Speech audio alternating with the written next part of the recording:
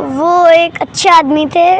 वो लोगों की मदद करते थे। सो 2 आदिवासी की वहीं पे मौत हो गई और उसी के मैं वो आपके जो दोस्त हैं टाइगर जयराम महतो, उनसे बात हुआ कि नहीं आपको बाद में कि तब मेरा पापा जेल गए हैं, तो क्या बोले वो?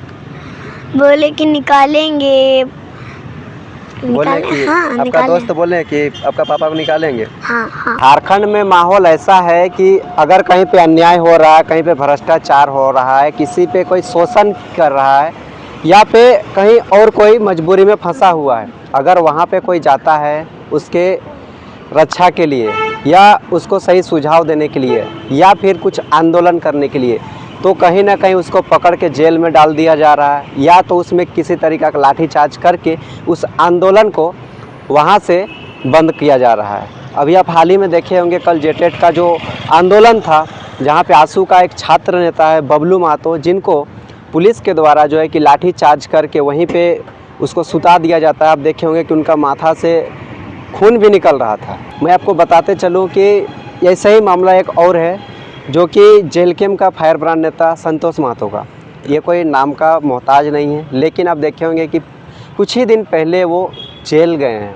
वो जेल जाने का मकसद क्या था, मैं आपको थोड़ा सा बता दूं। जेल जाने का मकसद ये था कि 2024 में अक्टूबर का महीना था। उस समय एक पीसीआर गाड़ी के द्वारा, अब जान के बोलिए या अनजान में बोलिए, किसी तरीक़ा से जो है कि वो लोग गाड़ी के नीचे दब गए और घटना स्थल पे ही एक जो आदिवासी लड़का था उसका वहाँ पे मौत हो गया और एक आदिवासी लड़का का रिम्स हॉस्पिटल आते आते ही मृत्यु हो गया। वही पीड़ित परिवार को न्याय दिलाने के लिए संतोष महतो को बुलाया गया था। थाना घेराव किया गया था आदिवासी समाज के द्वारा। वहीं पे न्याय दिलाने के लिए संतोष महतो को बुलाया गया था, देवानंद महतो को बुलाया गया था, गोल्डी को बुलाया गया था और शिवनंदन मुंडा। बुलाया तो बहुत लोगों को गया था, लेकिन मैं इन लोगों का इसलिए नाम ले रहा हूं क्योंकि इन 4 लोगों को चिन्हित करके जो है कि इन पे फर्जी तरीक़ा से आप बोल सकते हैं या किसी भी तरीक़ा से उन पे FIR दर्ज करवाया गया और उनको जेल भी जाना पड़ा। हमारे साथ उनके ये बेटा हैं और वाइफ हैं, तारा महतो हैं, ये विवान राजा हैं। और मैं आपको सारा कुछ डिक्लेयर करने वाला हूँ। बहुत सारे लोगों का मुझसे क्वेश्चन आ रहा था, जवाब मैं नहीं दे पा रहा था कि आखिर वो किस मैटर में जेल गए हैं, तो सारा कुछ खुलासा करेंगे। मारने का मतलब है कोई माथा में मारेगा तो ऑब्वियसली सब मर ही जाता है, लेकिन वही उन लोग का टारगेट फेल हो गया। जैसे ही इनका ब्लड आ गया तो उन लोग ये चिल्लाने लगा और छोड़ दिया। बहुत ज़्यादा ही इनका ये हुआ था। उसमें 5 अक्टूबर का रात का ये घटना था। हम लोग को पता नहीं था, बहुत देर के बाद पता चला कि ऐसा ऐसा घटना हुआ है। हम लोग पूरा डर गए एकदम।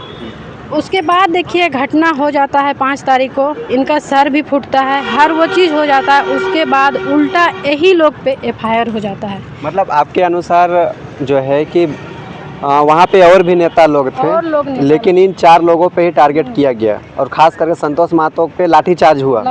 बाकी नेताओं पे FIR भी नहीं हुआ और ना लाठीचार्ज हुआ, कुछ नहीं हुआ। बाकी नेता जैसे ममता देवी थी।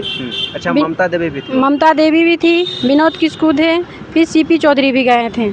लेकिन इन लोगों का आवाज़ से किसी को कोई फर्क नहीं पड़ा, सिर्फ संतोष महतो को ही। बाकी उनके पार्टी के लोग जो थे, देवानंद, गोल्डी भैया और शिवनंदन मुंडा भैया को, उन्हीं लोग के 4 लोगों को FIR हुआ। जो बताइए, गरीब लोगों के लिए मदद मांगना अगर यदि FIR करना है तो ये तो न्याय नहीं हुआ ना। हम दूसरों को मदद करते हैं और उल्टा मेरे पे भारी पड़ेगा, तो इसमें तो लोग थोड़ा सहम जाएंगे कि हम ऐसे में आगे कैसे बढ़ेंगे। मतलब आपका कहने के अनुसार क्या है कि अगर हम किसी को न्याय दिलाने के लिए जा रहे हैं और उल्टा हमारे पे ही अगर FIR हो जा रहा है, तो आने वाला समय में जो है कि कौन किसका न्याय दिलाने के लिए जाएगा, क्यों आदमी गरीबों का भला करने के लिए जाएगा, यही ना।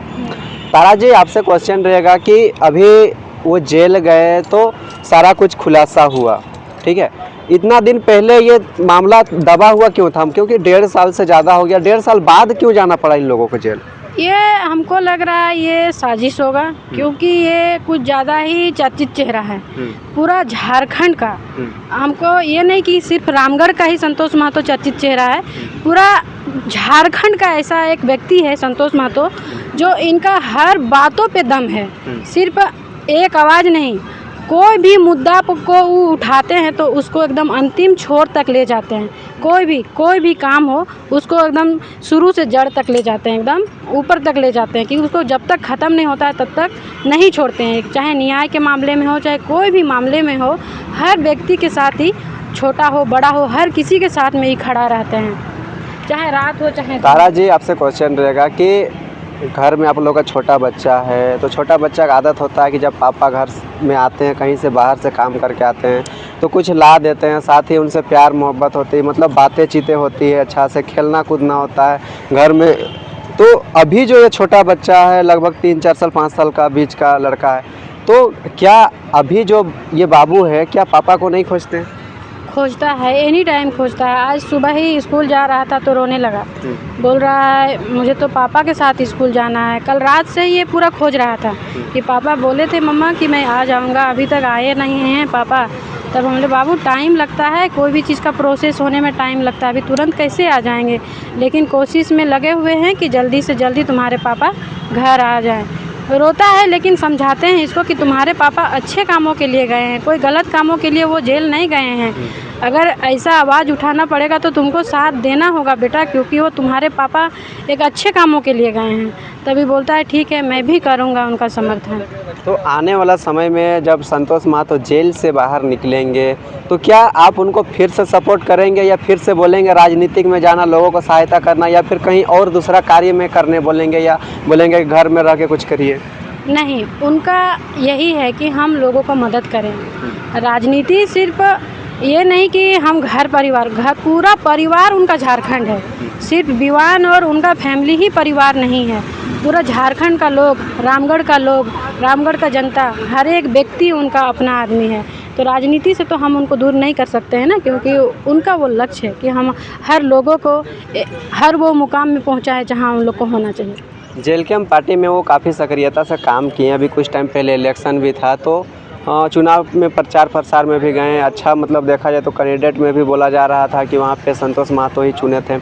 मेरा कहना यह है कि आपका पार्टी के जो लोग हैं, चाहे केंद्रीय में हो, चाहे जिला कमेटी को, या प्रखंड को, या फिर और भी उनके जान पहचान के लोग हैं, तो अभी तो संतोष महतो का उन लोग से संपर्क नहीं हो पा रहा था। क्या उन लोगों आपको कॉल करके कभी बातचीत करने का प्रयास किए, कुछ दिलासा वगैरह कुछ आश्वासन देते हैं कि नहीं?